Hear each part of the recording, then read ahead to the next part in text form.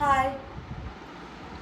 ഇന്നെന്താന്നാ ഇത് കണ്ട, ഇതെനിക്ക് അപ്പുറത്തെ വീട്ടിലെ ചേച്ചി തന്ന പഴമാണ്. ഇത്രയൊന്നും അല്ല, ഒരു വലിയ പടലേ ഉണ്ടായിരുന്നു. ഒരു 5-6 ഇവിടെ തിന്നു കഴിഞ്ഞു.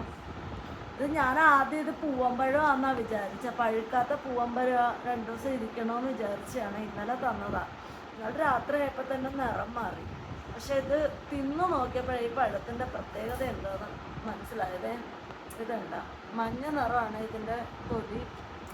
ഈ സാധനം നമ്മൾ തുറന്ന് എടുത്തു കഴിയുമ്പം ഈ പഴം കണ്ടിട്ട് എന്തെങ്കിലും മനസ്സിലാവുന്നുണ്ടോ? നമ്മുടെ കദളിപ്പഴം ഇല്ലേ, റെഡ് കളറ് പഴം, ആ സെയിം പഴത്തിൻ്റെ ടെക്സ്ചറാണ്. അതേ ടേസ്റ്റാണ്. പക്ഷെ ഇതിനകത്ത് ചെറിയ കുരു പോലെ ഉണ്ട്.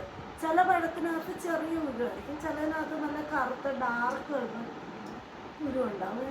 പക്ഷേ ആ കദളിപ്പഴത്തിൻ്റെ അതേ അതിനെന്താ പറയുന്നതെന്ന് എനിക്കറിയത്തില്ല. ആ ചുവന്ന കളറ് പഴമില്ലേ, അതിൻ്റെ ടേസ്റ്റാണ്. ഇതിൻ്റെ പേരെന്തുവാന്ന് എനിക്കറിയത്തില്ല.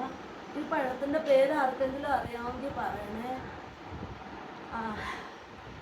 ഇതിൻ്റെ ശരിക്കും ടേസ്റ്റ് അത് തന്നെയാണ്, ഒരു വ്യത്യാസമില്ല. ഈ കുരു ഉണ്ടേ കാണിച്ചു തരാം.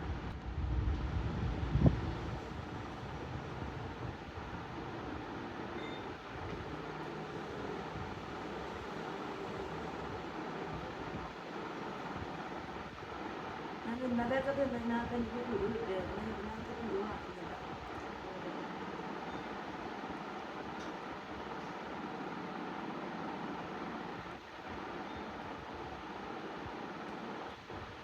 ഇത് കുരു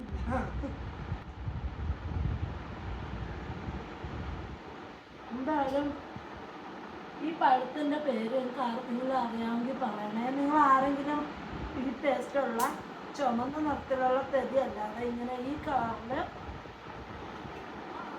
ആ ചുമന്ന കളറിലുള്ള പഴത്തിൻ്റെ ടേസ്റ്റുള്ള പഴം നിങ്ങൾ ആരെങ്കിലും കഴിച്ചിട്ടുണ്ടേ പറയണേ. ഞാൻ ആദ്യമായിട്ട് കഴിക്കുവാണേ.